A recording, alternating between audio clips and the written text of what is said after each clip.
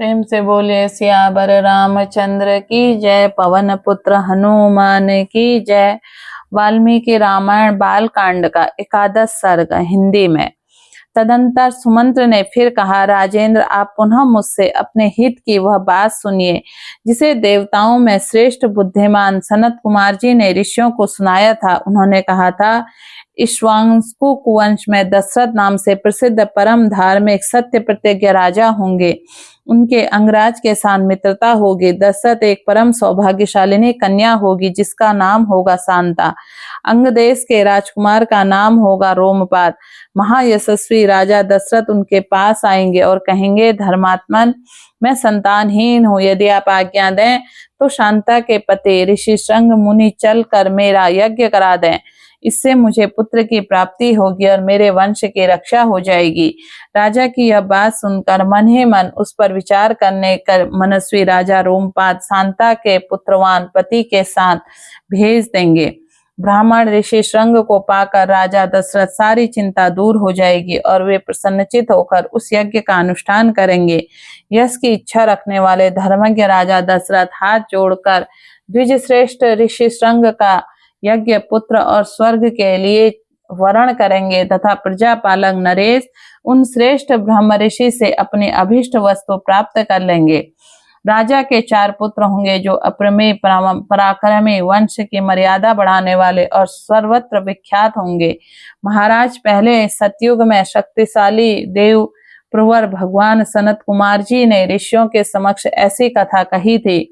पुरुष सिंह महाराज, इसलिए आप स्वयं ही सेना और सवारियों के साथ अंगदेश में जाकर मुनि कुमार ऋषि श्रंग को सत्कार पूर्वक यहाँ ले आइए।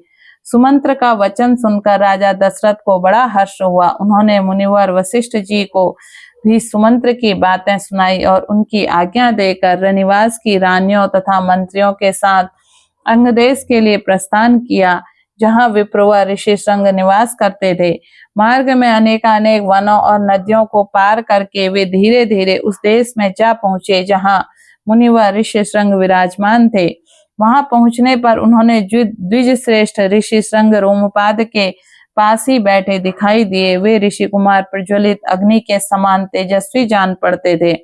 तदंतर राजा रोमपाद ने मित्रता के नाते अत्यंत प्रसन्न हृदय से महाराज दशरथ का शास्त्रोक्त विधि से अनुसार विशेष रूप से पूजन किया और बुद्धिमान ऋषि कुमार ऋषि श्रंग राजा दशरथ के साथ अपने मित्रता की बात की। इस प्रकार भलीभांति आदर सत्कार पाकर नरश्रेष्ठ राजा दशरथ रोमपाद के साथ वहां 7-8 दिनों तक रहे। इसके बाद वे अंगराज से बोले, प्रजापालक नरेश, तुम्हारी पुत्री शांता अपने पति के साथ मेरे नगर में पदार्पण करे, क्योंकि वहां एक महान आवश्यक कार्य उपस्थित हुआ है। राजा रोमपाद ने बहुत अच्छा कहकर उन बुद्धिमान महर्षि का जाना स्वीकार कर लिया और ऋषि श्रंग ने कहा, विप्रवर, आप शांता के साथ महाराज दशरथ के यहाँ जाइए। राजा की आज्ञा पाकर उन ऋषि पुत्र ने तथास्तु कहकर राजा दशरथ को अपने चलने की स्वीकृति दी।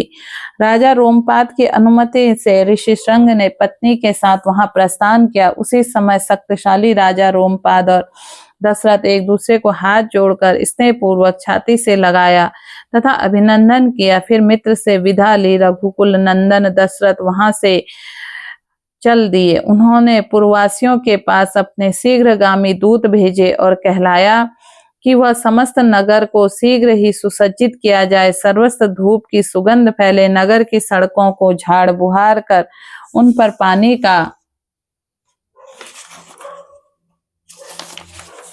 छिड़काव कर दिया जाए। सारा नगर ध्वजा पताकाओं से अलंकृत हो। राजा का आगमन सुनकर पूर्ववासी बड़े प्रसन्न हुए। महाराज ने उनके लिए संदेश भेजा, उसका उन्होंने इस समय पूर्ण रूप से पालन किया। तदंतर राजा दशरथ ने शंख और दुंदुभी आदि वाद्यों से ध्वनि के साथ विप्रवर ऋषि श्रंग को आगे करके अपने सजे सजाए नगर में प्रवेश किया। उन द्विज कुमार दर्शन करके सभी नगर निवासी बहुत प्रसन्न हुए। उन्होंने इंद्र के समान पराक्रमी नरेंद्र दशरथ के साथ पुरी में प्रवेश करते हुए ऋषि श्रंग उसी प्रकार सत्कार किया जैसे देवताओं का स्वर्ग में सहस्राक्ष के इंद्र के साथ प्रवेश करते हुए कश्यप नंदन वामन जी का समादर किया था। ऋषि अंत में पुर में ले जाकर राजा ने शास्त्र विधि के अनुसार उनका पूजन किया। उनके निकट आ जाने से अपने को कृत्य कृत्य माना। विशाल लोचना शांता को इस प्रकार अपने पति के साथ उपस्थित देख अंतपुर की सभी रानियों को बड़ी प्रसन्नता हुई। वे आनंद मग्न हो गई।